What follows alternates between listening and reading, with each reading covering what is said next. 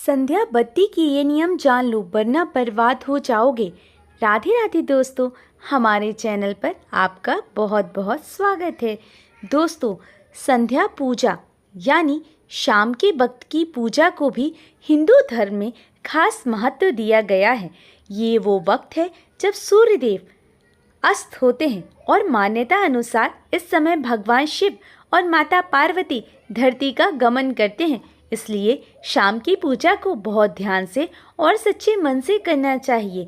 चलिए जानते हैं कि संध्या काल की पूजा किस तरह की जाती है और इस पूजा के समय किन किन बातों का ख्याल रखना चाहिए।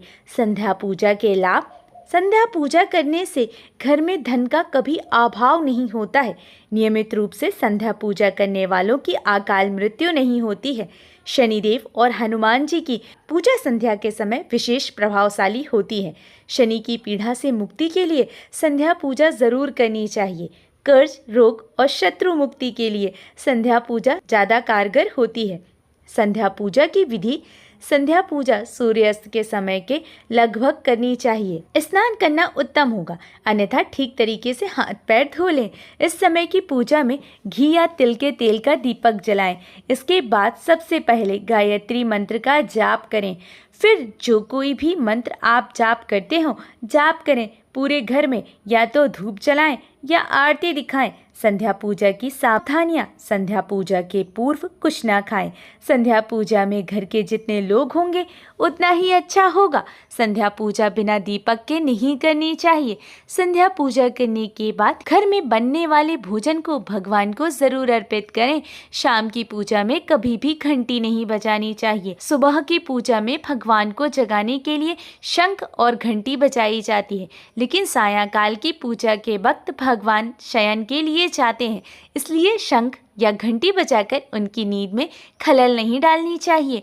इसलिए शाम की पूजा में शंख और घंटी नहीं बजानी चाहिए। शाम की पूजा में आप भगवान को फूल चढ़ा सकते हैं, लेकिन इस बात का ध्यान रखें कि शाम की पूजा के वक्त पेड़ से फूल तोड़ने की गलती ना करें। अगर आपको फूल चढ़ाने हैं तो आप पहले ही पेड़ों से फूल तोड़कर रख सकते हैं।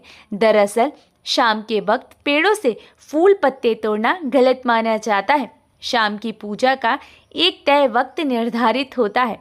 सूर्य अस्त होने से 1 घंटा पहले या सूर्यास्त होने के 1 घंटे बाद तय वक्त पर ही सायंकाल की पूजा करनी चाहिए। शाम के वक्त सूर्यदेव की पूजा कभी नहीं करनी चाहिए। उनकी पूजा का वक्त हमेशा सुबह ही होता है, इसलिए शाम के वक्त सूर्यदेव की पूजा न करें। कभी भी संध्या काल की पूजा रात्रि में नहीं करनी चाहिए। ऐसा करने से देवगण नाराज होते हैं, जिससे आर्थिक संकट पैदा हो सकता है। सायंकाल की पूजा के समय तुलसी के पौधे के आगे दीपक जलाना अच्छा माना जाता है, लेकिन इस समय तुलसी के पत्ते नहीं तोड़ने चाहिए। इतना ही नहीं, सायंकाल की पूजा में तुलसी के पत्तों को भी नहीं चढ़ाना चाहिए। संध्या पूजा में दीपक जलाने के नियम। कहाँ रखें दीपक? ज्योतिष शास्त्र की माने तो पूजा करते समय केवल दीप जलाना ही पर्याप्त नहीं है, बल्कि उसे कहाँ रखना है ये भी जानना उतना ही जरूरी है। इसलिए दीप को हमेशा भगवान की तस्वीर के ठीक सामने रखना चाहिए। इसके अलावा अगर घी का दीपक जला रहे हैं तो उसे अपने बाएं हाथ की ओर रखें और तेल का दीपक जला रहे हों तो उसे अपने दाईं ओर रखें। कैसी होनी चाहिए बत्ती? बहुत से लोग हर तरह के दीप में एक ही बाती का इस्तेमाल करते हैं, लेकिन घी और तेल की बाती अलग अलग होनी चाहिए। अगर आप घी का दीपक जला रहे हो तो दीप में रुई की बाती रखें, लेकिन अगर तेल का दीपक जलाएं तो उसमें लाल धागे की बत्ती बनाएं। ऐसा करना शुभ माना जाता है। किस दिशा में जलाएं दीपक? बहुत से लोग घर के कोनों में भी दिया जलाते हैं, लेकिन ध्यान रखें कि दीपक को कभी भी पश्चिम दिशा में ना रखें। ऐसा करने से आर्थिक परेशानियों का सामना करना पड़ सकता है। साथ ही दीपक को इस तरह से भी ना रखें कि उसकी रोशनी दक्षिण दिशा की ओर पड़े। शाम के समय घर के मुख्य द्वार पर दीपक जलाना भी शुभ होता है। किस समय जलाएं दीप? जब मन करे तब भगवान की पूजा कर ली या दीपक जला लिया। ऐसा करने से नुकसान हो सकता है, इसलिए सुबह 7 बजे से लेकर 10 बजे तक और शाम में 5 बजे से 7 बजे के बीच में ही दीप जलाना चाहिए। कैसा हो दीपक, ध्यान रहे कि आप पूजा में जिस दीप का इस्तेमाल कर रहे हो वह कहीं से भी खंडित नहीं होना चाहिए। खंडित दिए में दीप जलाने से देवी लक्ष्मी अप्रसन्न हो सकती हैं। साथ ही दीपक जलाने से पहले दिए को अच्छे से साफ कर लें। अगर पूजा करते वक्त किसी कारण आपका दीपक बुझ जाए तो उसे तुरंत दोबारा जलाकर ईश्वर से क्षमा याचना कर लें। पूजा के दौरान दीपक बुझना, दोस्तों धर्मशास्त्रों के मुताबिक पूजा के दौरान दीपक के का अर्थ यह होता है कि देवी देवता आपसे नाराज है। ऐसा होने पर पूजा करने वालों की मनोकामनाएं पूर्ण होने में बाधा आती है। ऐसी स्थिति में हाथ जोड़कर ईश्वर से सच्चे मन से क्षमा मांग सकते हैं और दोबारा से दीपक प्रज्वलित कर सकते हैं। पूजा के दौरान दीपक बुझ जाने का एक अर्थ ये भी होता है कि व्यक्ति सच्चे मन से ईश्वर की आराधना नहीं कर रहा है। इसकी वजह मोबाइल का इस्तेमाल या दूसरी बातों का ध्यान हो सकता है। ऐसे में बेहतर रहेगा कि पूजा अर्चना से पहले आप अपने सारे गैजेट्स बंद कर दें। किसी अनिष्ट का संकेत होता है दीपक का बुझना।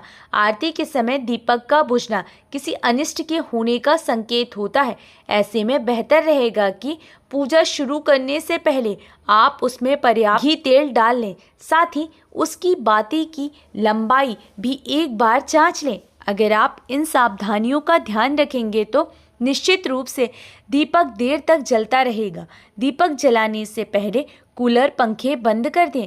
आप जिस जगह पूजा कर रहे हो वहां पर कूलर पंखे बंद कर दें। साथ ही ये भी सुनिश्चित करें कि दीपक पर तेज हवा ना पड़ रही हो। अगर उस तक तेज हवा आ रही हो तो किसी चीज़ से उसकी ओट कर दें जिससे वो बुझने ना पाए। पूजा के समय दीपक बुझने से नहीं पूरी होती मनोकामनाएं। ज्योतिष शास्त्र के अनुसार ऐसा माना जाता है कि पूजा के दौरान अगर दीपक बुझ जाए तो पूजा करने वाले की मनोकामना पूरी होने में बाधा आती है। पूजा में दीपक बुझना देवताओं की अप्रसन्नता होने का संकेत माना जाता है। दोस्तों ऐसी भी मान्यता है कि पूजा के समय दिया बुझना इस बात का संकेत है कि व्यक्ति ईमानदारी से भगवान की पूजा नहीं कर रहा है। हालांकि दीपक के बुझने के और भी कई कारण हो सकते हैं। विद्वानों का मत है कि यदि किसी पूजा के दौरान दीपक बुझ जाए तो आप हाथ जोड़कर भगवान से क्षमा मांग सकते हैं और फिर से दीपक जला सकते हैं। पूजा आरती करते समय ध्यान रखने योग्य बातें।